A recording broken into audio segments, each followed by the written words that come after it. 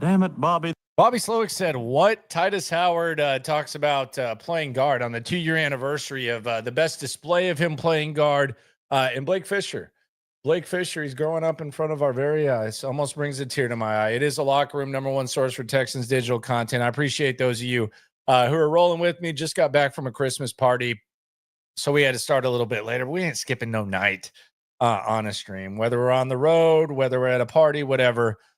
The streaming don't stop. We were live 2 times today, 9 a.m. and 4 p.m. as well. That'll be the case tomorrow as well on SNL. Be sure to subscribe to that channel. But let's just jump right into this Bobby Slowik thing. Bobby Slowik met with the media. I got to ask him about the evaluation of the bye week, and then I also got to ask him about what in the hell he thinks this offense is good at. And you've heard the coaches talk about leaning on strengths and all that type of stuff. What are those strengths? You'll hear his answer, and I want you to tell me, and there's a large chance that most of y'all follow this team pretty closely, and most of y'all have a pretty good grasp of what you're watching when it comes to the offense. Y'all tell me if this is the offense that you've been watching. We'll hear from Bobby Slowik here. He's kind of fighting a little bit of a cold before my cough drop wears out, fighting the fight right now. Oh, no.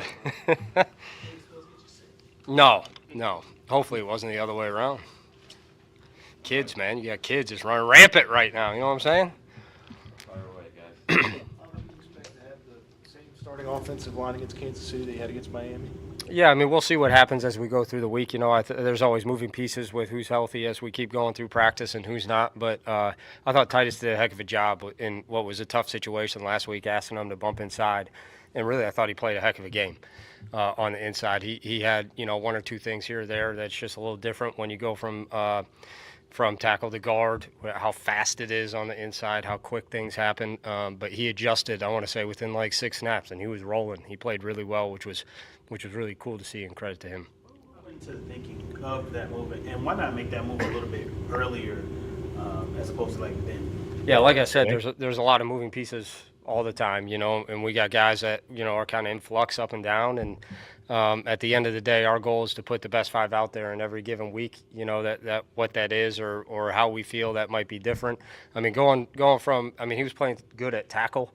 Going from tackle to guard, that's a massive jump, and he was willing to do it, which was, again, like I can't say enough about how much credit I give Titus for being willing to go from right tackle to left guard. Like, not only are you sliding in, you're switching sides. Like, that's a massive move. And for him to be able to do that and play the way he did was awesome. One game, hit some tough sledding. You guys didn't run it a lot, or a lot of yards against Miami. With Joe, do you guys think you can get it going again? It's the Chiefs, which have a good defense in the front. Yeah, what you'll learn in the run game really always is you're always just like one game away, one play away. In the run game, one explosive creates a big difference, and we didn't get that obviously in this last game. We went into the game with the plan to throw the ball more than run it. We were trying to throw it to open up the run game, and we never were able to stay on the field long enough to really get the run game going. Which made it hard when we were doing it.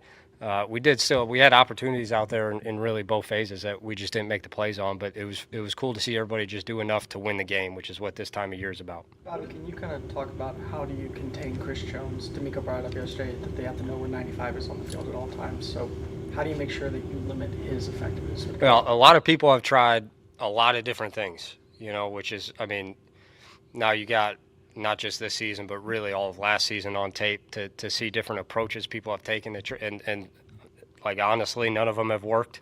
Like, he's that good. And it would be the same for us. Like, at the end of the day, for us, we got some schematic things we're going to try to do to help us out and make sure we're aware of where 95 is all the time, and we're taking care of 95 all the time. But even then, eventually they do a great job moving them around, putting them in different spots. He lines like all over the front. Sometimes not even at the line of scrimmage, like he's everywhere. And if they find a way to isolate a one-on-one, then eventually they're going to isolate a one-on-one, whether it's the run or the pass game. So for us, at the end of the day, it's just how much are we going to strain and how much are we going to finish, which is going to be the message all the way through the rest of the season.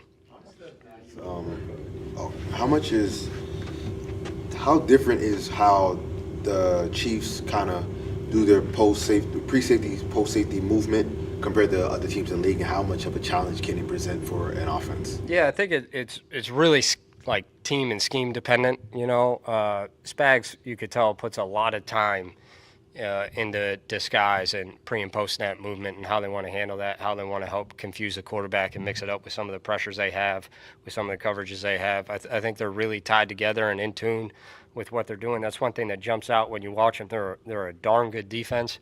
They're also like extremely well coached. They don't give freebies. They're on their technique, they're on their responsibility, and that includes in what they do shell wise, how they disguise things. They can show middle field close, rock and roll all the way and invert it and go middle field close. They can play two shells out. They got everything, which is great for us. It's a great challenge. It's great preparation as we keep going through the rest of the season. There's other teams we played where what you see is what you get, and we've kind of had both sides. So it's just another rep for us to go and try to attack. What is the value of a bye week for a coach? Like, as right, far as just getting Here an we go. overall evaluation and feel of the offense, is there any like extra time that goes into maybe figuring out when the offense is struggling? What was the value of the bye week for you? Yeah, I think I kind of hit it last week. Like most of it was deep diving into us. It started as some other stuff with some opponents, but really what it became was a deep dive into us and honing in on what we're good at and what we need to continue to do every week. Which I think we had a lot of confidence built over the bye week and leading into this last week in what we wanted to do and how we wanted to attack. And I mean, the plays were out there for us and we didn't quite make them. A lot of the times as we were trying to stay on the field. And I don't know what that is. Was it rust? Was it? I'm not sure. But I know if we continue to do that, like these are things we've proven that we've done really well, and we're all really confident. Like if we keep getting ops, we're going to make those plays and at the end of the day make more than we miss. So that really is what the bye week was for us. It was, hey, what do we do really well? How do we hone in on this and just continue to execute those things? What would you say y'all do really well? Well, He said, hone in on the things we do really well. So I think naturally the question was, well, what is that? What do y'all do really well? Was for us. It was, hey, what do we do really well? How do we hone in on this and just continue to execute those things? What would you say y'all do really well? Well, I can't give all the secrets, but I would say explosives would be the number one thing. If you keep it fairly generic, it's our quarterback's really good at throwing explosives. We got really good skills. We got a really good running back. We got a great tight end. We got guys that can stretch the field if they need to, and also can catch the ball underneath and run for it. So I think, like, if you take out last week, which I don't know if we had an explosive, maybe we had one, and yet we still are ranked like 6th in the NFL going into last week. We were somewhere in the top 3, and we've been there pretty much the entirety of the last year and a half. So that would probably be the number one thing that jumps out is, at any time, if we get what we want, that the players can just make explosive, fun plays happen. I just don't. That's not the offense that I've been watching. Now maybe y'all see it different. I just doesn't feel like the offense that I'm watching. I mean, and I think a lot of the explosives are just alphas being alphas. Like it's Nico doing his thing. It's Mixon doing his thing. I don't think it's like an offensive schematic type of thing. So what he says to me is not like, I like some people are saying, well, he's delusional. He doesn't know what he's talking about. I don't know what he's supposed to say, but I mean, that offense he described right there is not the offense that I've been watching. Last year, maybe, and he mentioned last year, like Tank Dell was making explosive. Noah Brown was making explosive plays. Nico was still doing his thing. Singletary was occasionally doing his thing. Dalton Schultz was better last year. So, as far as the whole body of work, I mean, if he would have said this to me last year, I might have bought it. But right now, it's 2 guys making explosive plays and a lot of guys who are just sitting out there. Now, is that all his fault? No, I don't think you can draw up explosive plays consistently for what we see from Tank, what we see from Mechie, and with this offensive line. So I think you're kind of limited. But they keep saying, and this is probably the fourth time in the last week and a half that you've heard D'Amico or him say, we gotta lean on our strengths, and we gotta focus on what we do. I was like, well, what is that? What is that? And that's where I asked the question, like, have we learned all the lessons about this team up to this point that we're going to learn? Like, is there something else that we need to learn, or do we have a pretty good grasp of what this team is? Do we have a pretty good grasp? Like, because we've learned that this offense is handcuffed. We've learned that this defense is elite. What's the next lesson? Because I think the recipe for success is clear. And I don't think it's an insane recipe. Like, it's really cut and dry. This defense is going to make plays, and they're going to have to take advantage of the situations they get. And more times than not, you're going to be in a close game because I don't think you have an explosive offense. I think you have an offense that's very player dependent. But I think this is a really, really good defense. And I think it can be, I've used the examples 100 times of teams that have had good defenses and they've been able to get to the conference championship. I think we've learned the lessons about this team. I don't know that there's any humbling moment coming or anything like that. They got an opportunity to rest up for the playoffs. They're going to host a playoff game. Who knows how they handle the next two games? Right now, they're going to handle this Kansas City game like it's a big challenge that they're ready for. I think that's a great thing. I think it's going to be a competitive football game. I think no scenario in this game will surprise me. Kansas City's offense is limited, although they are getting some help potentially in Hollywood Brown. Kansas City's defense is really good. Kansas City knows how to win at a high level. The Texans, they're young and they haven't quite figured that out. So if the Texans go out there and they beat the Chiefs, how much better does that make you feel about the Texans? I think it makes you feel pretty good because they don't have a signature win this year.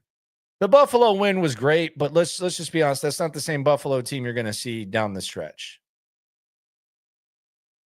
They got Shakir. They got Amari Cooper. Their defense is better. That was a great job making Josh Allen look pedestrian. I'm not trying to minimize that, and that is something that I think the Texans can do. They can make Josh Allen play down a level from what we're used to. Now, is he going to go 9 of 30? Probably not. It's going to be a little bit more difficult. But this is a good squad. But I think you could feel better. If they lose to the Chiefs, do you feel worse? Not really. You won't have to worry about that till the next round. And the other opportunity you'll have is if you lose to the Chiefs, that's probably when you look at things and you say, okay, well, we're going to rest up. We're going to get our own bye. Chiefs and Bills are battling for buys right now. We're going to get our own bye. Whether that's against Tennessee, whether that's resting against Baltimore and then treating the Tennessee game like a preseason game, we figure it out. You'll have a good grasp on this 3-seed thing. Will a 3-seed thing be a big deal? Don't know. But if you beat Kansas City, and Baltimore beats Pittsburgh, then you're beating if you beat Baltimore, you're pretty much going to wrap up that 3-seed. So they don't really have to tip their hand. But I don't think that there's going to be a situation where we learn much more about this team. I think we have a pretty good grasp. And whether it's just protecting what you got, not wanting to throw guys under the bus or what Bobby Slowik just said about this offense, that's not the fucking offense I've been watching all year. That's not it. And I know Texans cap kind of came with the numbers. They're not in the area that he said they're in. But that's not the offense I've been watching at all. Not even close. I don't see what Bobby sees there. So We'll see what it looks like. Good point being brought up in the chat. Yeah, Mixon didn't play against Buffalo. You're correct.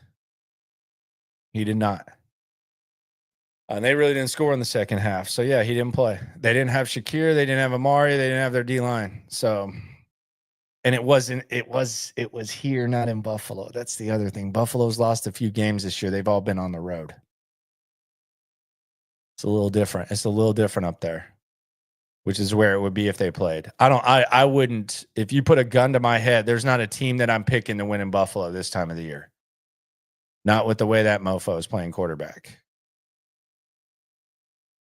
Nico played a half. He had the touchdown, and then he had to limp. He played less than a half, but yeah. But it wasn't in Buffalo. It's a big difference, for sure. But you would like to have Mixon, no doubt. Titus Howard, he is a guard right now. Joe Mixon back at the practice field. Davis Mills back as well. So that chatter about an appendix was, as I said yesterday, just gossipy BS that sometimes media types do. So Davis was back. Still no Juice Scruggs. And other than that, nothing really sticks out. Fadakasi needs to rest. They need to rest that guy. God. I mean, that guy's been playing through a lot this year. But Joe Mixon was back out there. Juice Scruggs, John Mechie out too. How could I forget the great John Mechie? He was out as well. Titus Howard was out there 2 years ago to the day. He had a really damn good game against Chris Jones at guard. I asked him about it, and this was the back and forth with Titus Howard in the locker room, not this locker room, their locker room, and we're going to observe it in this locker room. Take it away, Titus. Do you remember where you were 2 years ago today? You talking about playing the Chiefs? Yeah, Chiefs, I was at guard. You were at guard. Yeah. You were against Chris Jones. It was one of your better games at guard, I would say. What do you remember about playing guard then versus now? Got to lock him down. Same thing. Good player. So I just got to go out there and do what I can do. I'm confident in what I can do, so go out there and have a good game, help us win a game. How was it to go back to guard? Because it was kind of a popular talking point before. D'Amico's brought it up. Bobby brought it up today. What was it like when the idea was first thrown out there, and what made you open to it? Trying to do what I can do so we can win. Got a couple of guys down now. Got guys down. We had Blake who can come in at tackle, so I was open to moving, so to help the team so we can get some more wins, clinch the division. Just got to try and do what I can do to help win. I feel like last week was pretty solid. I'm not gonna lie, pretty good game. A couple plays, here and there. Just got to get back used to being inside. But I feel like it was a good game. So you're trying to build off of it. You're enjoying it a little bit more. Yeah, I'm a tackle. I like playing tackle, but if I can play guard and help us win, I'm gonna do that. We all got a goal is winning a Super Bowl and going deep in the playoffs. So that's what I'm trying to do. And if being a guard right now that's the way for us to do that, I'm gonna have to do that. All right, there you go. That's Titus Howard earlier today in the locker room. I think Titus has always been kind of a team player. I think social media kind of brainwashed him, and he kind of bought into this notion that it's just like the craziest thing for him to play guard. But outside of a couple back and forths here and there, and like the thing, I think Titus is gonna do what he's got to do. He's also gotten paid, so it's cool to like praise the guy for wanting to do it. What was the alternative? Like, what was he just gonna refuse? I get it. Like there's certain sacrifices that you hear about and you're like, oh, okay. Like what's an example I can use? Like when D'Amico was in San Francisco and Deebo Samuel's trying to get paid and the 49ers are asking him to play effing running back. And it's like, well, receivers make more money and running backs take more of a beating. And I haven't gotten paid yet. I don't have my contract, and y'all are asking me to move from receiver to running back. That's a tough sacrifice there. I think that's a lot to ask for Debo, because then all of a sudden, and it happened in the contract negotiations. Unfortunately for him, he could be on the market next year. Fortunately for him, it ended up being a bad contract, but it worked out for him. But it was like, well, is he a running back? Is he a wide receiver? And that was kind of what he didn't want to avoid. And he also didn't want to risk getting injured. So that was a sacrifice. Pre-contract receiver to full-time running back. That's a lot. But Titus Howard has played guard before. He really wasn't playing that well at tackle. Let's just be honest about it. And he made the sacrifice, and they're just like, they're gassing it up so much. And I'm just like, well, what was the alternative? Like, if he refused to do it, you're just going to put him at tackle and act like it's cool. I don't understand it. Good for him. I think it might be his long-term position here, because I don't want to see Blake Fisher leave tackle. I want to see that young man develop. And speaking of that young man, I also caught up with him in the locker room. And here's what Blake Fisher had to say about many things, including his alma mater's big game on Friday. Just how you felt last week and how you feel heading into Kansas City. Yeah, I mean, I felt good last week. I mean, always, things to improve on. I would say this week, I mean, I'm just trying to, be more consistent than I was last week, and, just level up more, just continue to improve, week to week. How good did it feel just to be on the field last week? I felt good. I have been a while since I've been out there. So, it felt good, to be out there, be home. I have family and stuff in town too, so that was good. How much your training camp battles with Daniil and Will, how much did that help you? I would say it definitely helped. I mean, I would say the whole defensive line room now, I feel like everybody has a little bit like something like different to them that they do, that they're good at. Speed, power, anything like that. I feel like it helped me to, be at my best. We kind of made it some of those guys, Kansas City, the defensive line, and sometimes they bump Jones out there a couple different times. Mm-hmm. We kind of made what they have on that defensive line. Yeah, I mean, they're really talented up front. They got a lot of good guys over there, a lot of experienced dudes over there. It's gonna be, it's gonna be fun. It's gonna be loud there. They're, strong. They're well coached. Fundamentally sound. I would say disciplined. So it's gonna be a battle, but it'll be fun. How good does it feel? Last year there was a special rookie class that came in, of course, with CJ and with Will. And now this year you all have Kate and you have yourself. How good does it feel to be part of that rookie class to help win another AFC South title? Yeah, I mean, I would just say it's just a blessing, to be in this position. More so, the Houston drafting us here. We didn't, have control over it. So, I mean, obviously they believe in our talents, and being here, they got the coaches here to help us continue to excel in those talents. And I think that's, just kind of what the process we're going through right now. Is there one thing from last week going in this week that you want to work on that you want to do better? I would just, just being explosive, continuing to be explosive. Nothing too crazy. And obviously, just, the consistency. And I think, once you do that, then that's when you start to play faster. Everything just starts to, come together really. But yeah, I'm just ready to go ball out again. Like it's football at the end of the day, so just trying to do that. Irish going to get the W on Friday? For sure. Confidence right there. Yes, sir. There you go. And I feel old. He called me yes, sir, and it's appropriate. Damn near graduating high school when this dude was born. But I look, I like this young guy. I think it's interesting. It was polarizing draft time when they took him, but they did it before the tackle run. I mean, there was damn near a dozen tackles that went how many ever picks after him, and they liked him. And he was one of the more highly recruited guys at Notre Dame. He brought someone in who took over at left tackle, top 10 pick this year. He moved to right tackle, and they obviously liked him. And they didn't draft him to be a swing tackle in the long term. They drafted him to be a swing tackle this year.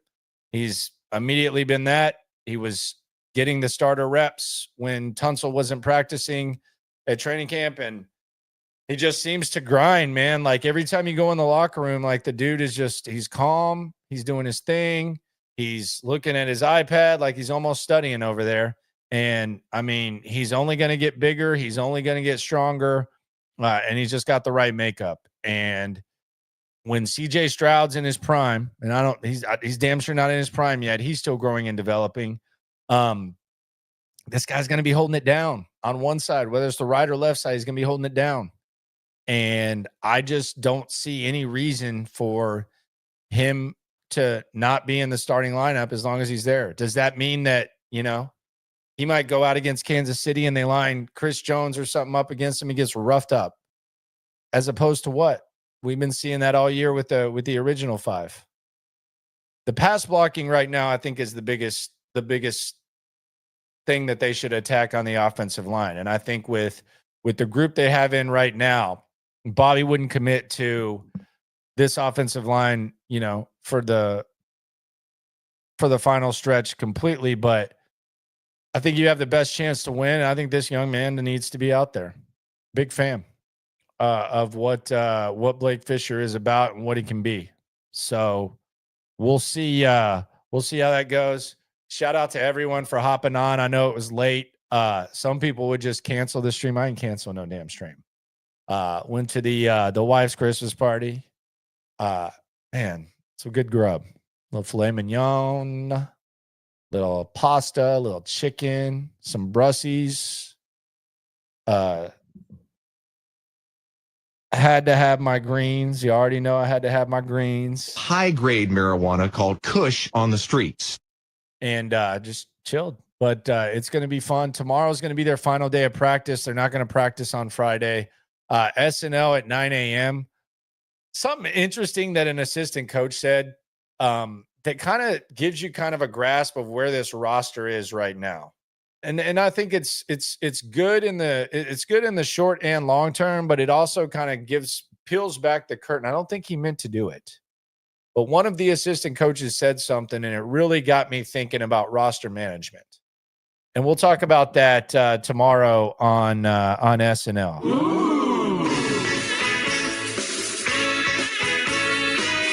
9 a.m. Subscribe to the podcast of SNL.